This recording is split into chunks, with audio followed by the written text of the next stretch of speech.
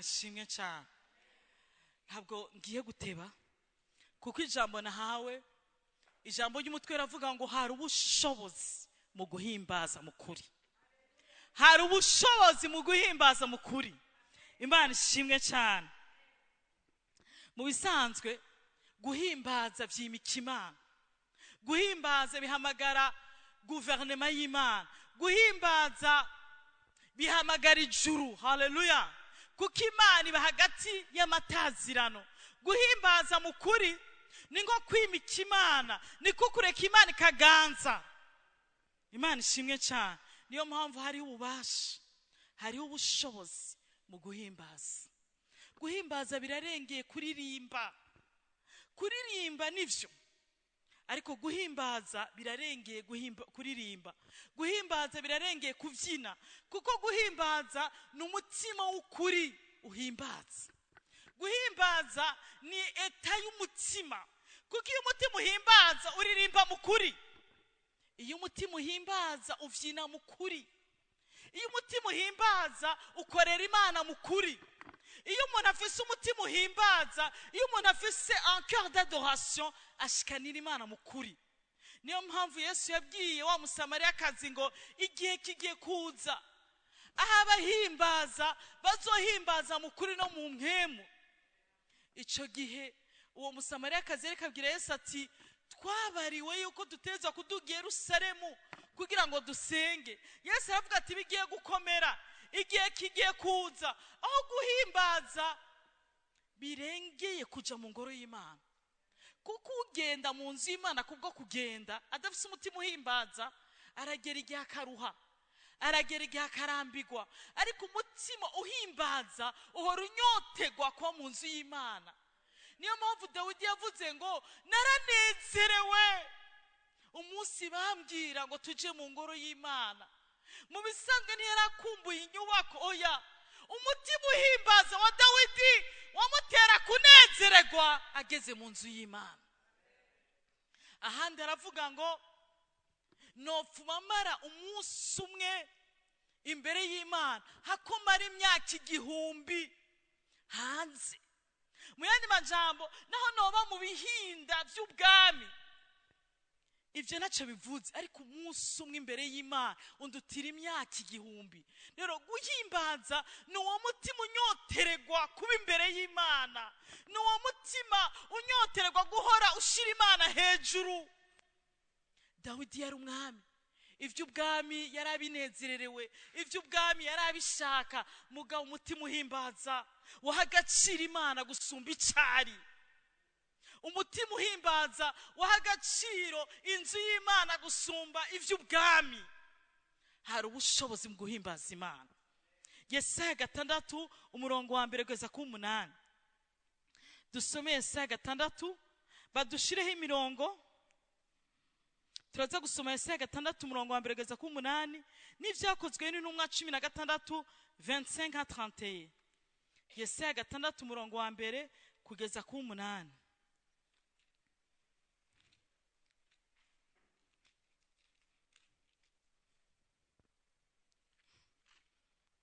Yesaya igice ca 6 umurongo wa mbere kugeza ku 8.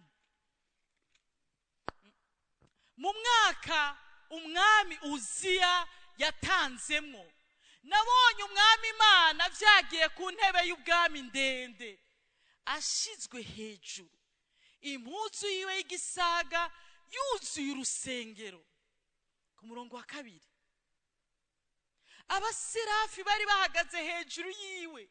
Umuserafi wese yarafise amababa 6, abiri yatwikiriza mu maso, ayandi abiri yatwikiriza ibirenge, ayandi abiri yarayagurukisha. Babarirana basemerera bati uwera, uwera, uwera niwe uhoraho nyene ingabo, isi yose yuzuye icubahiro ciwe. Abaserafi babarirana bati uwera, uwera, uwera niryo zina ryiwe, isi yose yuzuye icubahiro ciwe. Ku murongo wa 4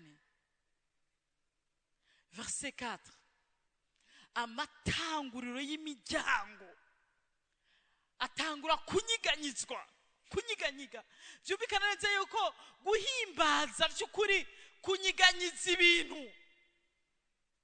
Reka tube turahagara hano. Yesaya yari umuvugishwa yubashwe mu gihe ciwe, kuko umwami Uziya w'ico gihe yaramukunda, yari inshuti yiwe. Bamwe mu basiguzi b'ijambo ry'Imana bavuga ngo yari nka muvyara wiwe. Rero Yesaya yakorera Imana, yavugishwa yorohewe, kuko yari afise umuhagarariye, yari afise umushigikiye, umwami Uziya. Yesaya yari atonye, yirigwa ibwami.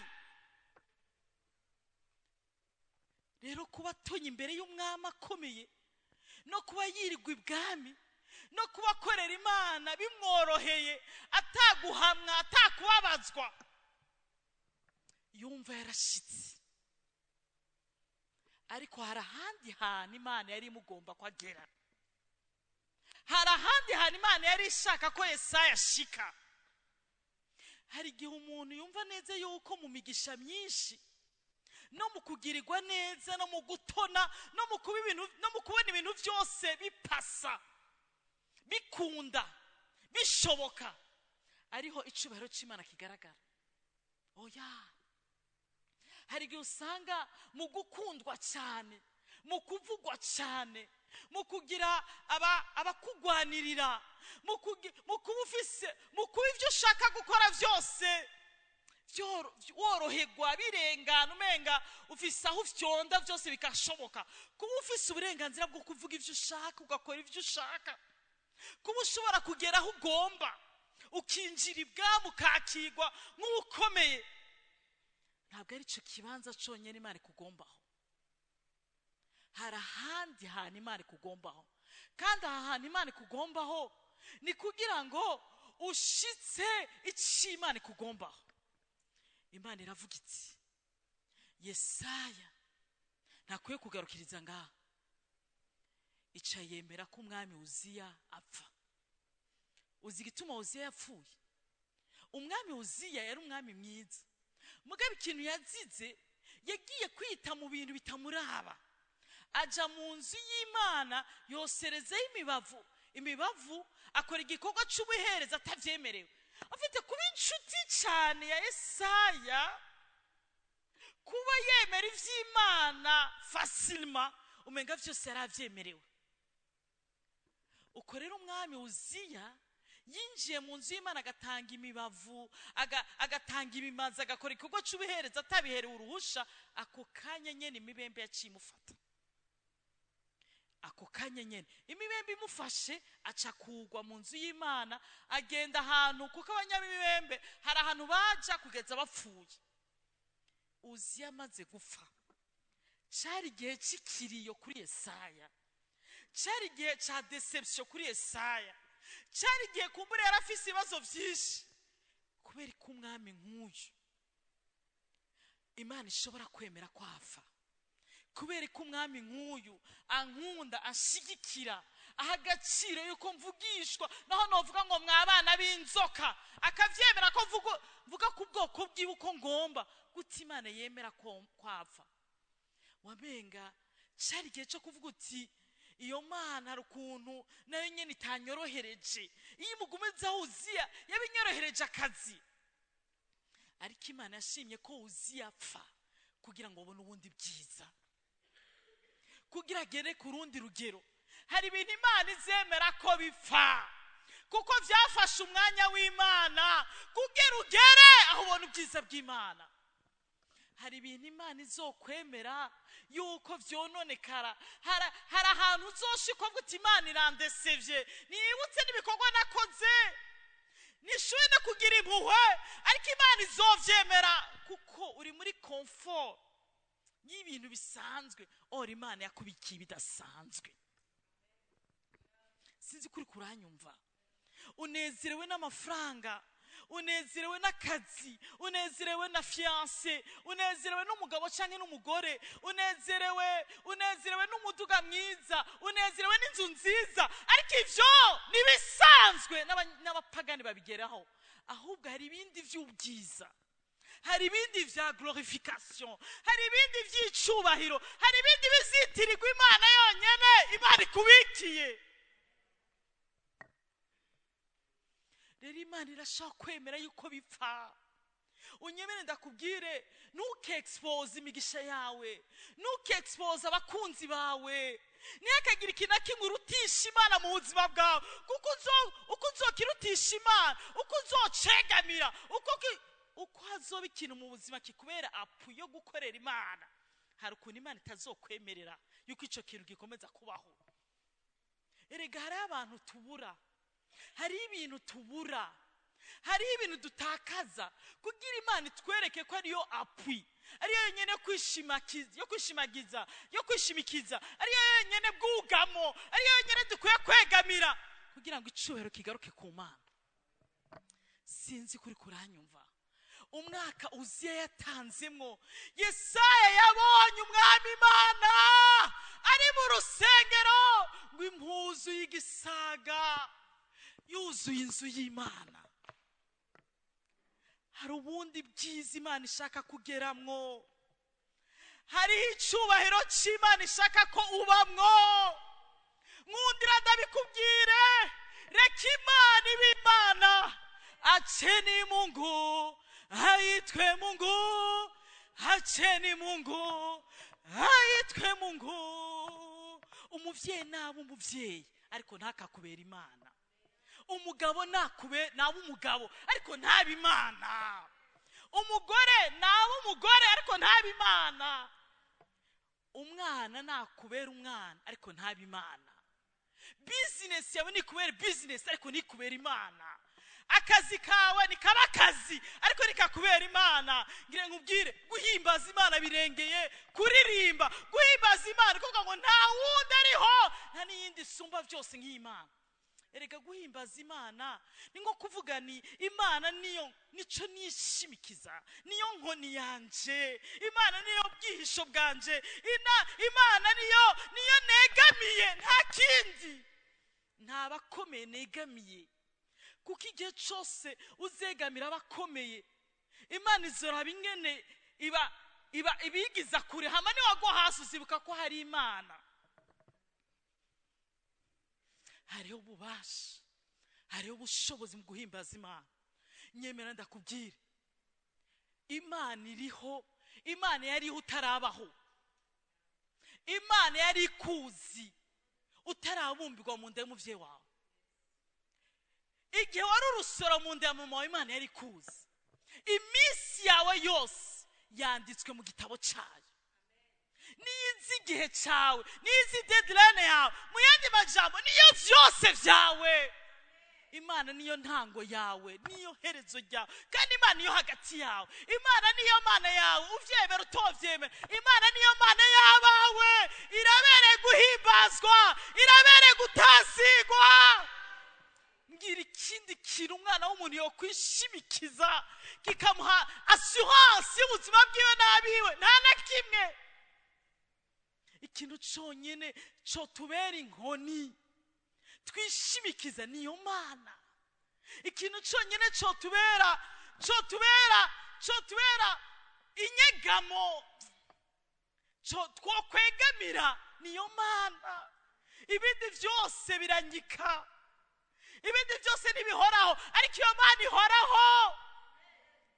Uziya amaze gupfa, Yesaya aja mu nzu y'Imana atagiye gukorera Imana.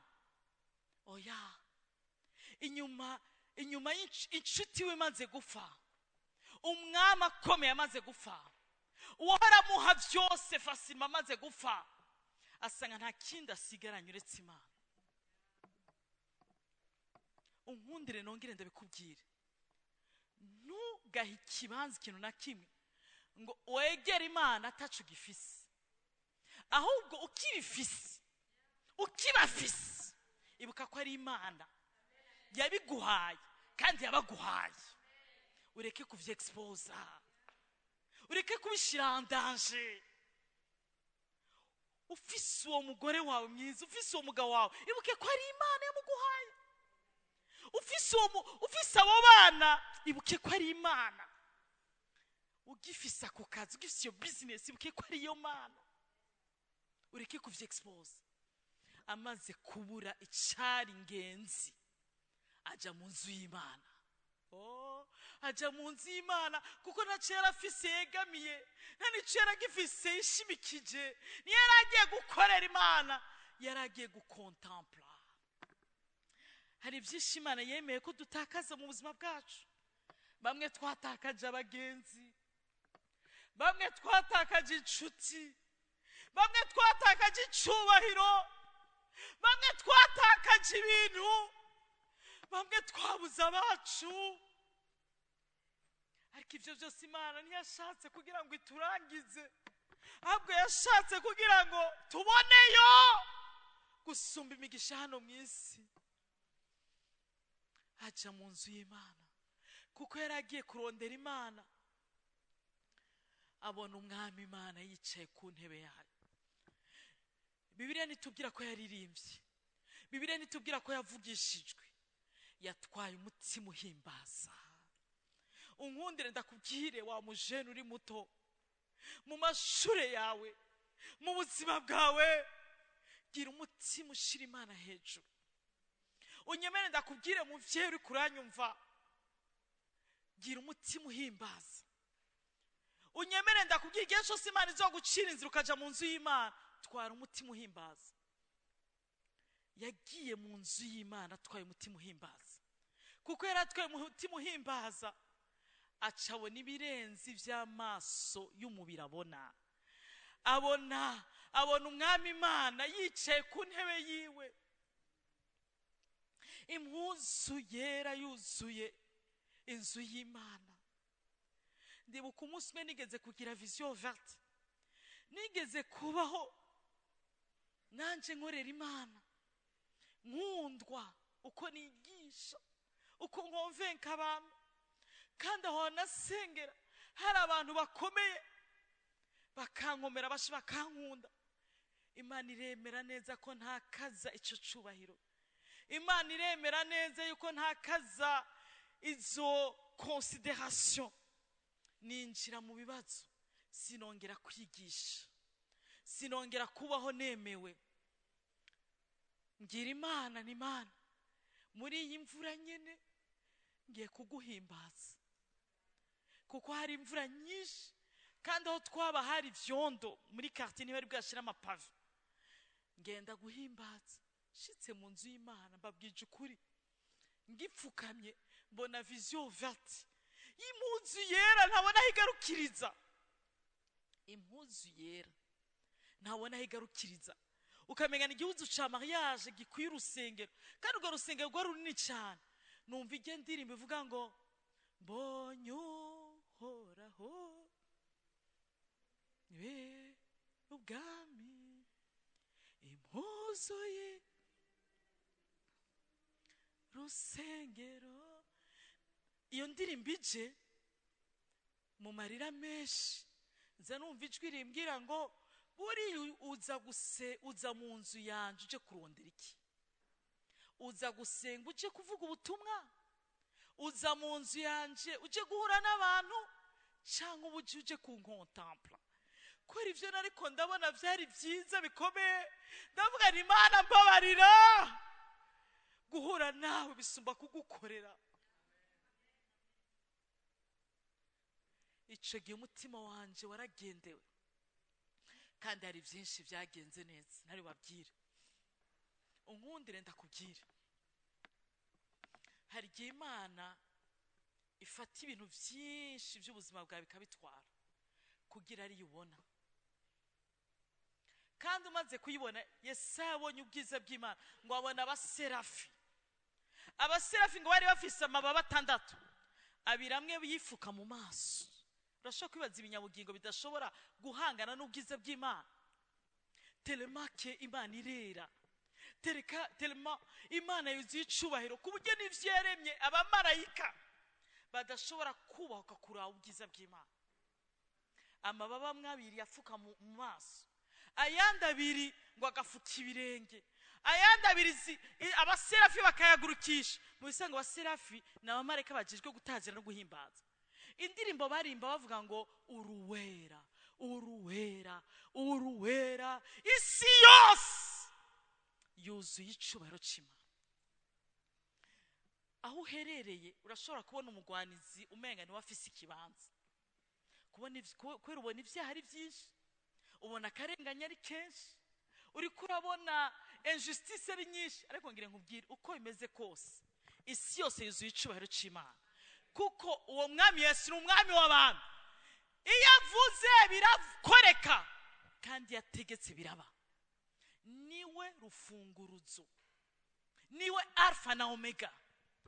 Na iyo avuze biraba, kandi yategetse birakoreka.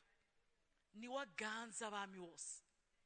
Ntabwo ikibi kinesha iciza. Nta n'umwana w'inzoka ashobora kunesha umwana w'Imana. Umwana w'Imana yaranesheje Satani. Isi yose yuzuye icubahiro c'Imana. Niyo mpamvu ibiba byose, umugani wabo ngo filime turuna hahandi nyene. Filime ya mihera irangira, l'auteur principal ari we atsinze. Ayo mafilime yose muri ko murabona y'ubuzima, ibintu byose biko birashikira mu buzima, fata ko ari amafilime ariko arakina. Jere mpamvu inyota ya filime yamezemo, kuko nasanze ubuzima bwanje ari filime. Mu isanga abantu bashaka gukina amafilime narazenda baho ubuzima bwanje. Nasanze ubuzima bwanje ni filime. Ubuzima bw'urugo rwanje ni filime. Ubwanje naje ubwanje no kina filime zanje. Nobaho ubuzima bwanje ngo zikina. Cyasanga finalement sinkwiye kuraba filime, kuko naje ubwanje ndi filime yigende. Rero kwera nakunda filime. Nasanze filime hera hahandi nyene. L'auteur principal ni watsinda. Rero fata neza ko ibiriko birakubakwe ni ya mafilime bihera wowe na Yesu mutsinze. Ibiba mu miryango yacu ni amafilime bihera hahandi nyene twe na Yesu dutsinze. Ibiba muri abonde traf church no mwishengero rya Kristo ni amafilime nyene, ariko bihera twe na Yesu dutsinze. Isi yose yuzuye icubahiro ciwe. Umutima uhimbaza watumye abona ibirenze ivy'amaso abona. Umutima uhimbaza watumye nawe ubwiwe yibona, yimenya. Iyo ufise umutima uhimbaza nusubira guca imanza. Yesaya yabaye haca imanza, mwabana b'inzoka mwe, mwaba usomye igitabo ca mbere ca Yesaya gushika ku gice ca 6, yari mwebwe.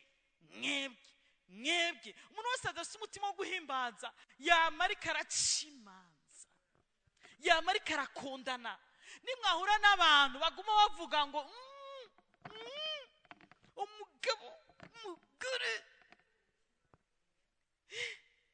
mwishengero, umurongozi wa groupe de louange ni watubuza kwinjira muri groupe de louange, pasteur navyo ndumva, ariko hari abandi barababeshera cyangwa ndabanze kuvyumva ngira, ariko direct maso pasteur watuma tutaza gusenga ngira baca bagenda aho pasteur wundi aba naho nyene mukuru intercesseur yankuye mu banyamasengesho.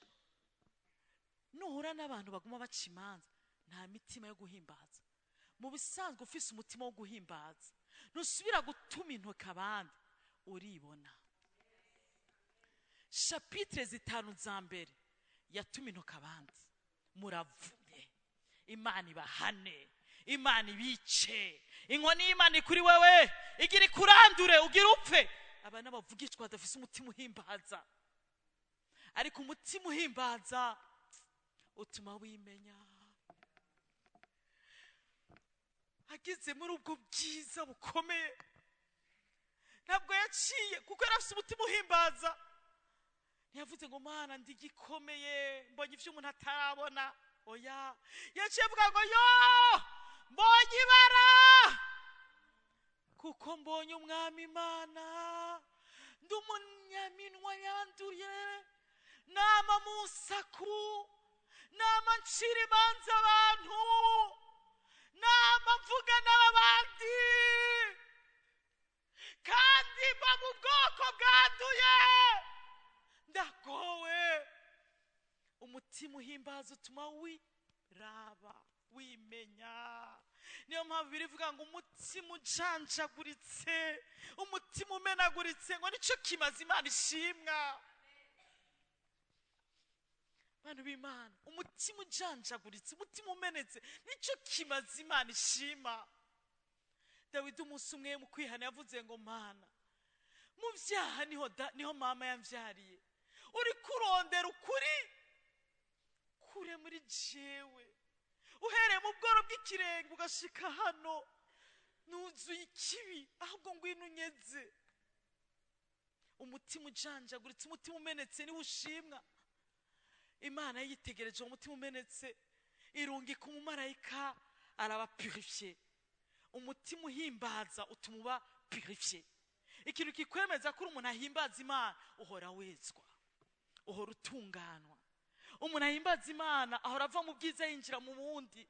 Umuntu ahimbaza Imana ahora yinjira muri transformation, mu guhinduka, ahora aba mu kwezwa. Ikindi nacyo cyakoretse, kubera umutima uhimbaza, Imana yaravuze ngo ndatuma nde. Iyumvire sera umuvugishwa afise amavuta, afise umuhamagara, ariko Imana yari ikenye abakozi. Mbe murazi ko amashengero ashobora kuba ibihumbagaza ibihumbi mu Burundi, ariko Imana ikabura ishengero. Mbega murazi ko muri Abundant Life Church dushobora kuba abapasiteri, tukaba abadiyakoni, tukaba abantu bafise ibikorwa, ariko Imana ikabura umukozi. Kubera ikibuza abantu bahimbaza. Erega umuntu ahimbaza ntakora ivyo agomba, akora ivyo Imana igomba. Erega umuntu ahimbaza ntaba mu vyo ashaka, aba mu vyo Imana ishaka.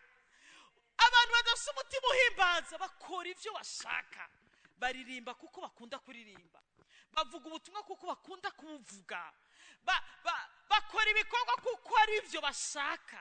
Mu yandi majambo barihimbaza no mu gukora.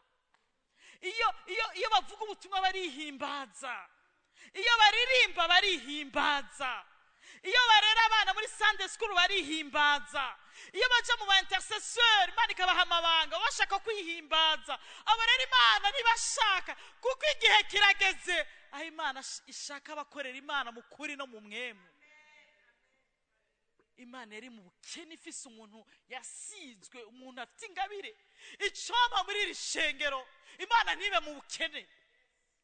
Kandi ikintu kizotuma Imana itaba mu bukene nuko tuzogira umutima uhimbaza. Kuko umutima uhimbaza utuma twinjira mu vy'Imana igomba, tugakora ivy'Imana igomba. Yesu yacu aravuga ngo bari jewe utuma. Mu yandi majambo, nabayeho nikoresha, nabayeho nirungika, ariko ubu rero mbonye ubwiza bwa uko wansanze, nisanze. Haleluya. Amaso yanje bwiza bwawe, irimbo yanje. Erega ivyo nivyo Imana ishaka. Ubundi iratuzi ko turi abantu muntu, ariko irashaka idusanga uko nyine. Hama abari idutuma, abari idukoresha. Erega umutima uhimbaza utuma tuba flexible, utuma tworoha. Ndatuma nde. Ese tabari je utuma. Ikibazo ushaka kwibaza, chapitre ya mbere kugeza kuri chapitre 5, hagiye rikakora iki? Yari yituma. Kandi bugiye avuga ijambo ry'Imana, mugabo yari ivugira, yari ikoresha. Uyu mwaka wa multiplication tukaba dushaka kubona imbuto nziza, kuko on se reproduit selon l'espèce. Bugikintu imbuto yose igwira bivanye n'ikibibwe. Ivoka ntiva mu mwembe, ivoka iva mu mwembe, ivoka iva mu ivoka. Rero uyu mwaka wo kugwira dukwiye kugira umutima uhimbaza, niho tuzogwira mu Mana. Barije utuma, barije urungika, barijewe. Nyemera ndakubwire yuko Imana ifise ubukene bw'abakozi, kuko abahari hose bakeneye kuba ari bo bagaragara, bakeneye kwirungika, bakeneye kwikoresha, ariko Imana ishaka bikoresha, ishaka bituma, ishaka abamera nka Jean Baptiste ngo nzimangane, ariko wowe ugaragare muri jewe. Niba Imana ishaka, Imana irashaka umuntu wese ahaguruka kuyikorera, azimangana agafutika, akaba ari wagaragara.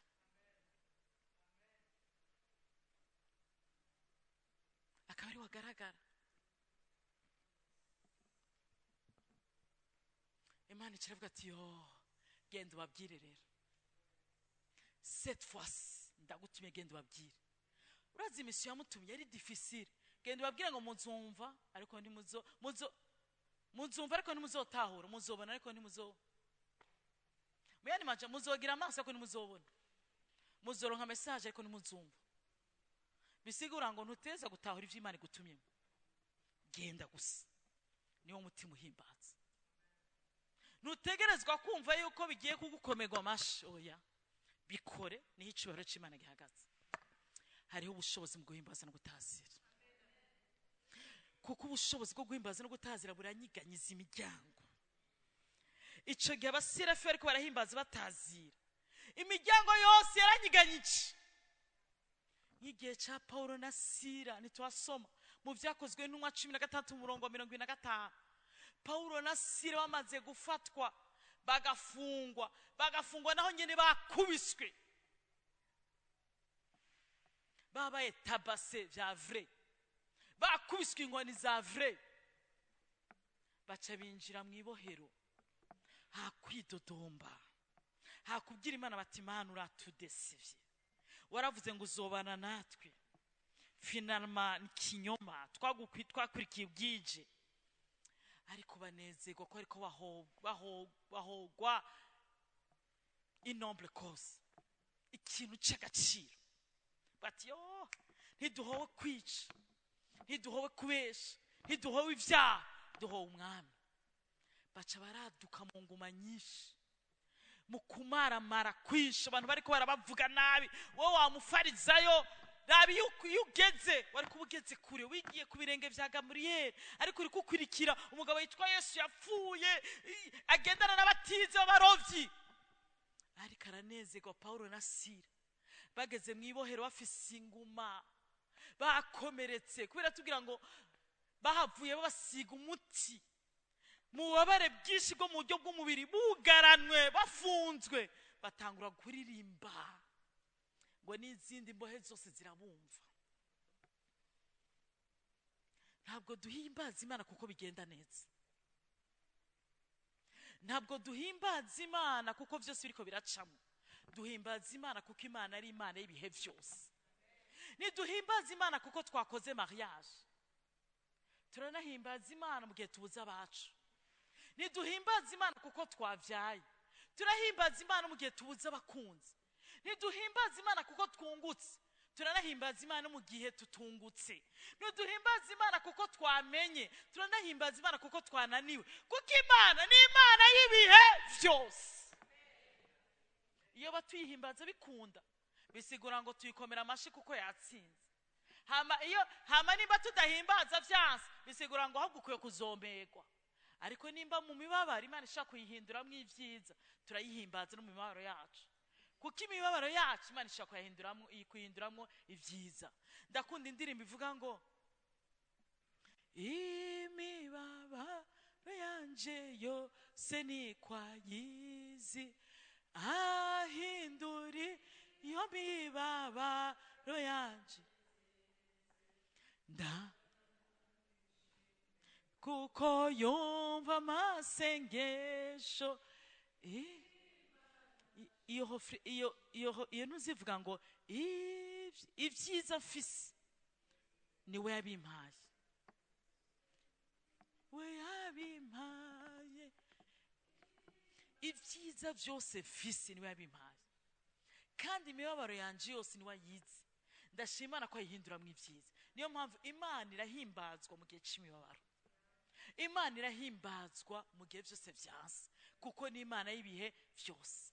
Paulo na Sila batanguye guhimbaza kuko guhimbaza kunyiganyitsa ibintu ngo imiryango itangura kunyiganyitsa amarembo aranyiganyiga ibintu byose byari biri iminyoro itangura gucikagurika hariho ibintu byanse ku neza kuko utari imikimana mu buzima bwawe hariho ibintu byananiranye mu buzima bwawe kuko imana itaraba imana tanga uruhimbaza niwahimbaza hariho ubushobozi bugiye kubinyiganyiza byose n'ifatiro zose zinyiganyiye hari ibigiye kubohoka hari n'ibigiye kurekurwa injira mu guhimbaza guhimbaza birarengeye indirimbo guhimbaza birarengeye kubyina ni umutima w'imikimana ibihe byose muri uko guhimbaza ibyari baboshe birabarekura muri uko guhimbaza uwari abacunze abona imiryango yose irugurutse agira ubwoba ngo batorotse ahubwo asanga baracahari hama yizera uwo mwami Yesu mu gihe kidasa neza barashaka kwizera imana yawe batigeze bemera mu gihe byasa neza kuko imana hari ibintu ikora kugira ngo icubahiro kibe cyayo umwami Yehoshafati niwe ngiye kurangirizaho ategwa n'amahanga atatu abanyamawawe abamori n'abandi bamaze kumutera aje imbere y'Imana n'ubwoba arisonzesha Imana irungika umuvugishwa iramubwira ati intambara nimuzoyigwana nije nzobagwanirira batahubwo ari cyo mugiye gukora nimuhamagara abaririmbyi bambara izera batangure kuririmba bagitangura kuririmba abaririmbyi abansi babo basubiranamwo hari intambara zizohezwa no gutazira Imana guhimbaza Imana unyemere ndakubwire hariho ububasha mu guhimbaza Imana hariho ubushobozi mu gutazira Imana abaririmbyi batuge kuri podium